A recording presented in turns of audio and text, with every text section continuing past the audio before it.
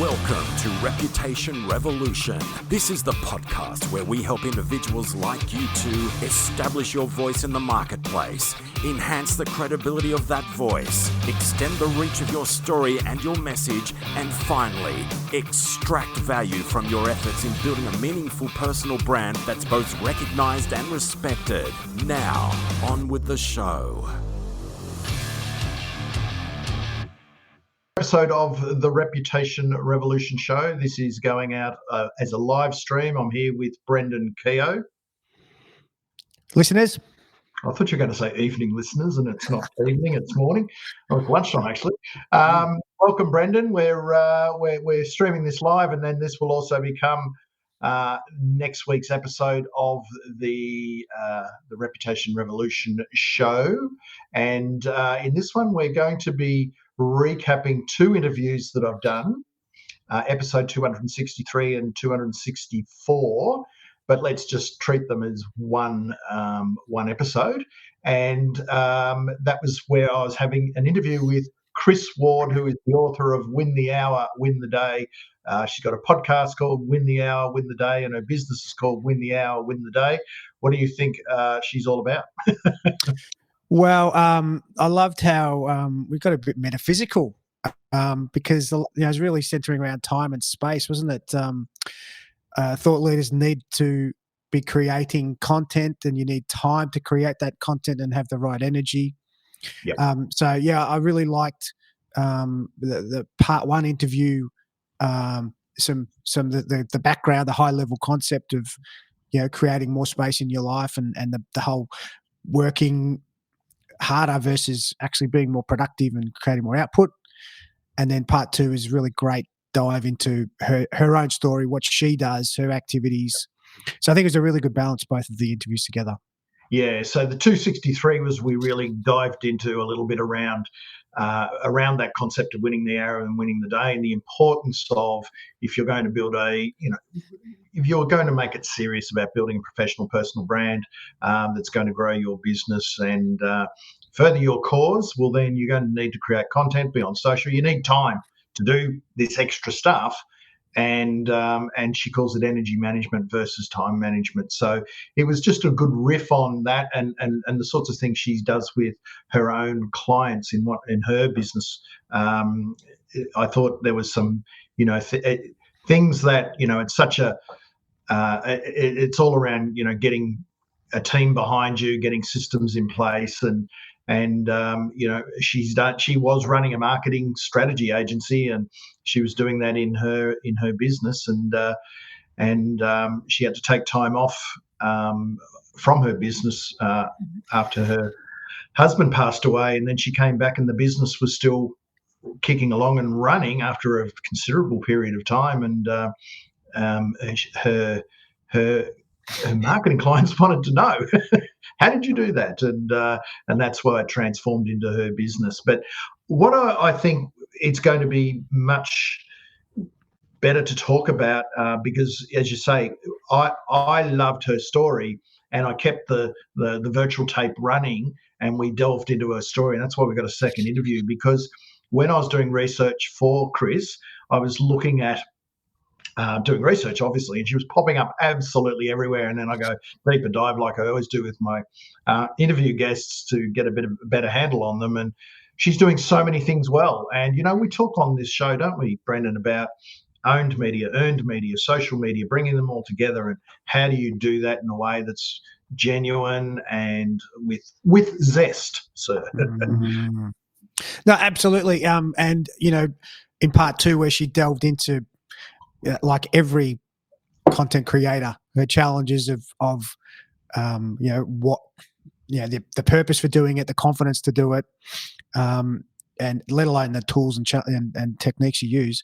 But her kind of insight of being authentic, that often used phrase, versus the different versions of yourself. And so I thought that was a really good distinction, and something that a lot of people would need to hear a few times to really grasp. You can intellectually know something, but to fully understand what we mean by being authentic versus we have many different versions of ourselves, as she outlined. Who when you're meeting your grandmother, with your friends after work, your colleagues. There's no such thing as it's probably a bit misleading, that authentic concept, but just the appropriate version of yourself. And the more you can be consistent across those, and the more that's going to be congruent when you meet someone, a potential client.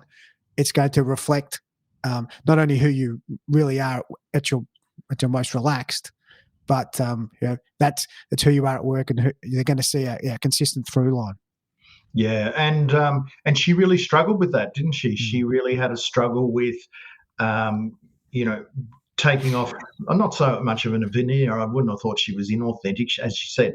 Who wants to be, who goes out to be inauthentic? But it was really, I thought it was really around her coming harder and having a point of view was one thing,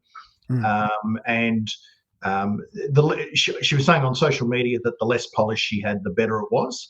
And the other part of that was your message and your story and being able to get that out of there and telling it as it is. And she certainly does. She doesn't hold anything back. But she said she struggled with that over a period of time, and she would not be the only person. I think we've all done that at times, and I reckon the number one thing that holds people back is exactly that. They either don't have a point of view, which means they need to get one to stand out. Otherwise, you're going to be vanilla. And if you're going to be a thought leader, you can't be vanilla, because you can't have a vanilla thought leader, can you? No, I wouldn't have thought so. And that's incongruous. But also, it's one thing to have it internally, but it's another to put it out there. She started on 100%. social. She started being, I need to be this professional person, and again, we come in with this mindset. I have to act like this and change who I am, in subtle ways, or temper who I am. But it's only when she reached that point of not really caring, I think, she got to not worried anymore, that she's freed up to do it, and that perennial focus of the target audience. You're not going to please everyone. So if you can focus on the people who do resonate with you, that's all you need to worry about. Don't try and win over the others. Yeah, don't try and win over the others. Just and I encourage that with clients who are writing or doing any content creation. Picture someone who, and video is a good one because it's of that communication. But picture someone who you really gets the joke, who gets you. That's who you're talking to, and the more you can just focus on those people, sure, it'll rub some up the wrong way, but you can't help that, and you'll really build strong connections with those people who get you. Yeah, I think I really urge, if people are listening to this or watching this live stream and they've come across this issue before about really being themselves out on social media. You're not, and you're you're holding yourself back. And in my experience, everyone is holding themselves back. Seriously, and it's only by doing that you get better and better. Do you think you're going to be with your hard-edged opinions straight off? Chances are probably not. And you find your voice by doing. You don't find it in a boardroom. And so Kris was great because she laid it all out about the struggles she had and again, of course, she went through a significant period of grief as well, and that all, coming out of that at the same time as putting herself back out there on social media and things like that. So it was a pretty raw and honest conversation, and Kris was very open and transparent about that. And she struggled to find a voice. But if you look at her now, you listen to her story and the way she tells it, and or any of her content, even listen to her hosting her own podcast, then you'll notice she's obviously come a long way, and she's very comfortable, and she's very engaging, and a great performer in a good sense. She's not acting. It's just she was terrific talent. A couple of the cornerstones of her owned, earned, and social media efforts, her personal branding communications efforts. She is been on, she estimates around 400 podcasts, including some very, very big ones, i.e. my show. No, some pretty big names in America. She's from Canada. And her approach, I get pitched a lot as a podcaster, and 99.9% of them don't land at all. They're actually way off the mark. And her pitch to me, which we go through, and she discusses in the interview, was first class, and it really just made a difference. Can you remember how she pitched me? Yeah, absolutely. Look, the use of video is just such a great, ingenious tool. It's so conversational. It's immediate. You get to as the pitchee gets on the pitchee. Gets the immediate sense of what she's like as a guest. So that is shorthand. Just cuts down a lot of the time to evaluate a pitcher. And so that's great. And you're building the rapport straight away. But just as importantly is the message of I've taken the time to listen to your show. This is why I like it. So of course you're giving the person a bit of a positive, sense of, you're enjoying what I'm doing, but this is what I think we can really talk about. So you're outlining how it could work. So I think surely for all the pitches you get, that kind of, that level of detail would be beneficial. Yeah, and for listeners and viewers, Kris uses a tool called BombBomb, which I know a few people that I know that use it, and it is a way to just a simple, quick way to send email messages to people. This one was through LinkedIn, but I've received them before, not for podcasting, but for other things. Via email as well. So BombBomb there are other tools, other apps, but that is a consistently good one that I see. And yes, rather than craft a pitch, beautiful headlines and everything, it was just a reach out on LinkedIn with a video, and it was so engaging. And when you're going to interview someone, you want to make sure that you feel like there's going to be sort of some good potential for rapport there. If their approach is wrong, then it won't go much further. But so that's clearly that's a technique or a strategy she's employed for some time now. But it gets her on podcasts, and then you've got to deliver.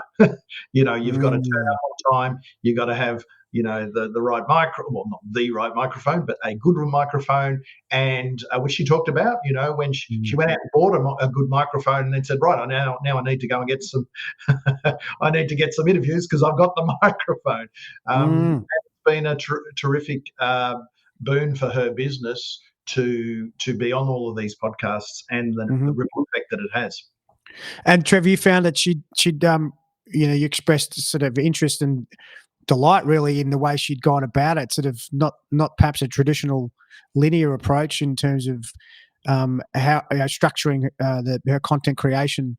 How did you find that her approach?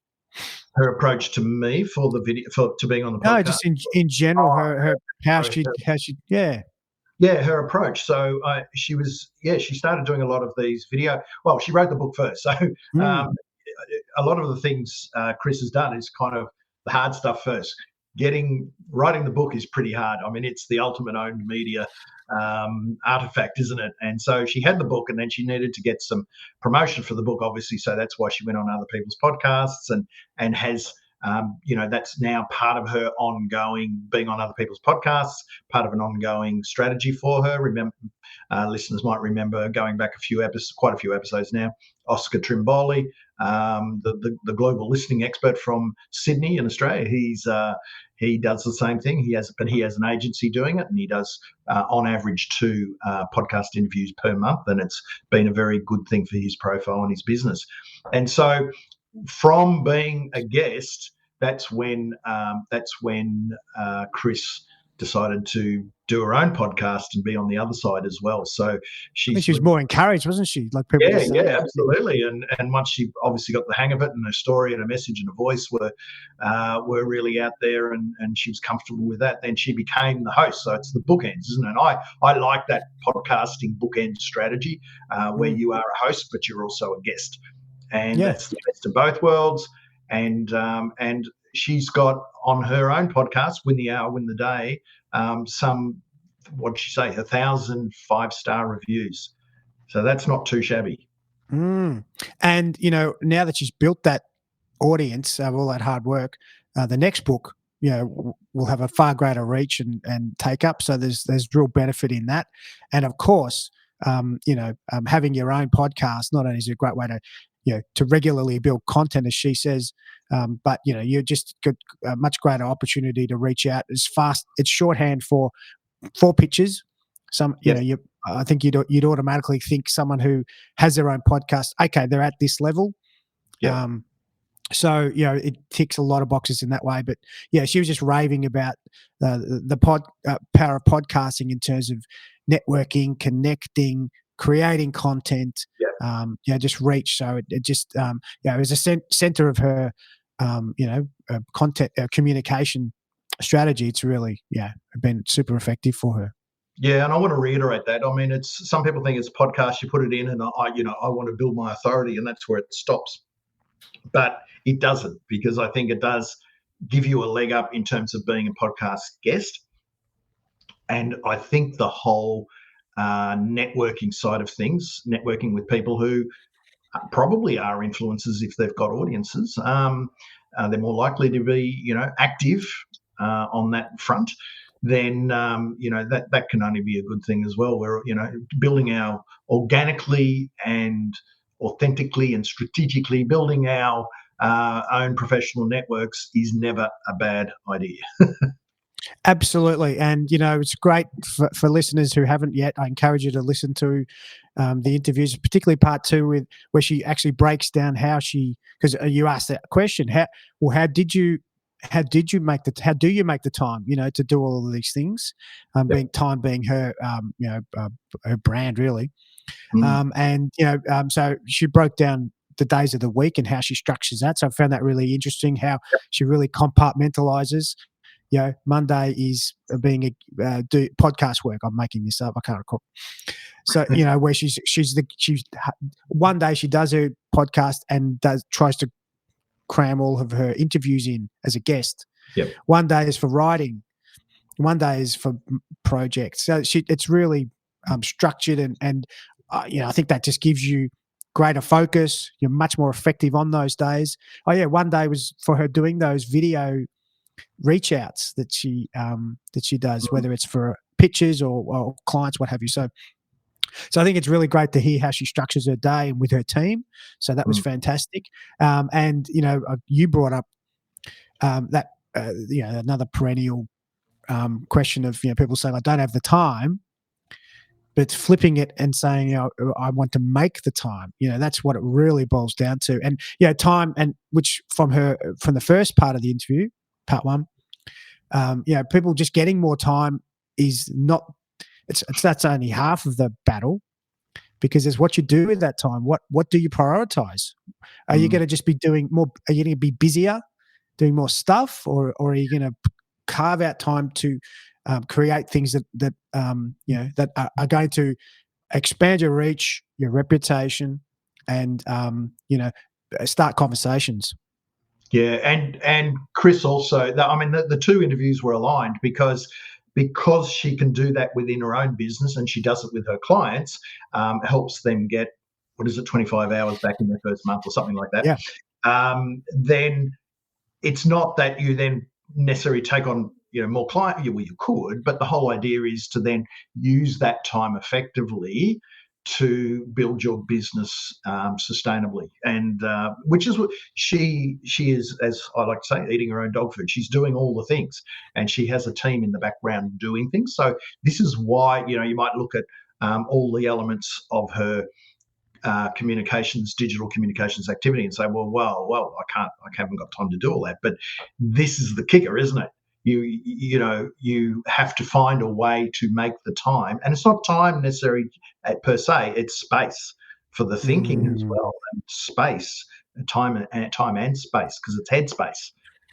Because if you're That's why the scheduling's. you got to have. If you're a thought leader, you got to have thoughts. Oh, I know. Shocking revelation that. And that's why the scheduling of your week is so important. If it's not in your diary, it doesn't happen. And so, by chunking those days, this is my day of writing.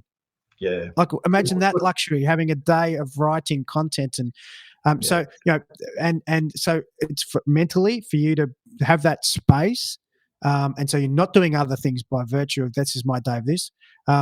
It's much more efficient. Everything's set up and you're just doing this and you're working through.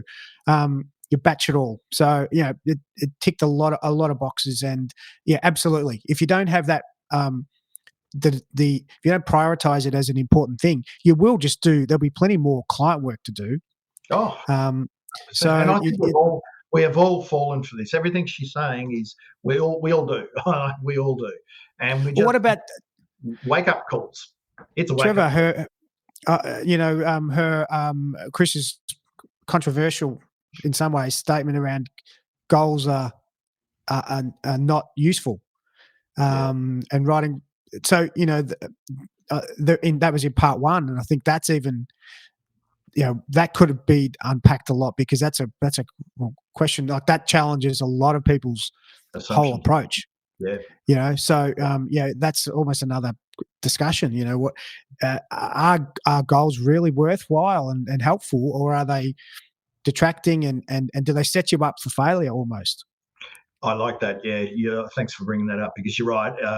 She just said, I cut that snippet out and I've been sharing it on socials, because she's not a believer in goals per se in that traditional sense. And she gives a reason. That was in episode 263. So she did cover that one. And just before we wrap up, Brendan, I also asked Kris about YouTube and TikTok. Of course, she does all the things. And Shorts. She didn't even know she was on YouTube Shorts, because her team just did it in the background. Now she knows. And she's got a YouTube channel, and it's a lot of her interviews and things like that. And her blog is a lot of YouTube clips as well. But she's not yet taking it as seriously as she will, because she's trying to really master the micro video, the short form video for TikTok and YouTube Shorts, and I guess Instagram Reels as well. And until she can get that message so sharp and short and master that, then once she gets that, she's really comfortable with being able to do that, then she can move on to the proper longer form YouTube, because if you're going to, as she said, if I'm going to do a 10-minute, 15-minute, why would I do all that when I can't get this? I'm still working on mastering the 60-second short form one, and that's a good lesson right there, because we try and do so many things. We're going to do video, so short form, long form, medium form, whatever. But I think the challenge of being able to master short form, and if TikTok's been good for anything, it's forcing us to do that. Then that's that, because that will always lead back to the longer form content, won't it? If you have a lot of YouTube Shorts, they're there to promote the longer form content as well that you've got. I love that. Nail your short form, really, because of course that's requires you to get your messaging correct. Yep. Truncate it. What's the point? Yep. To nail that, and then build into the long form. Kris spoke about TikTok being great in terms of that instant feedback, and she's able to much faster get a sense of what's working, what's resonating, and what's not. So I thought that was great, and for someone who's not an avid TikTok user to understand you can really start to see the benefit of that approach. It all translates, as you said. YouTube can be seen as a repository. If you're not a YouTuber, it can just be a focus as a repository. So you can still do the both. They translate across. Which is fine. Which is what I use it for, because being and I'm putting air quotes here for people who are listening, a YouTuber is to play the game, and there are certain ways and means of doing things, and the bar is being lifted. and so you either go down that path and get results, or you just tickle along and you might get results just by putting your videos up there. But if you're wanting super results, YouTube needs to be treated as its own thing, as YouTube, and just like TikTok videos need to be looked at as TikTok, and one will feed the other, and if it's one thing we're seeing with social media generally now, we are repurposing. We have to, and even Kris suggests that you have two main social channels, and then you repurpose the rest. But the more you focus on a particular channel and create content for that channel, you're going to get better results. So you can't be better at every channel because you would just drive yourself crazy. But I think I'm always about the 1-2 punch. That your two channels that you focus on, and yes, you just tickle the others along if you want to have a presence there, and that can be done repurpose wise, and you can get help for that. Absolutely, and Kris mentioned repurposing as well, and as one of the another benefit of podcasting, and so yeah, it all feeds itself. So the more content you're creating, it's fodder for your other platforms. So yeah. So as we can see, Kris definitely, and on this show we talk about, don't we, ad nauseum, owned, earned, and social media, how they all work together. And if you're wanting to do it seriously and have that, that thought leader, build that thought leader brand in the marketplace, you kind of need all three to be working. And you can be smart about it, because if you just do stuff, you will end up all over the shop. But to have an owned media strategy, an earned media strategy, and then your social media strategy all working as one, that is the key. And go and have a look at Kris's website, Win the Hour, Win the Day. She did, I won't give the URL because I can't remember it, but she did give a special URL for listeners, and it was a special little gift for listeners and now viewers.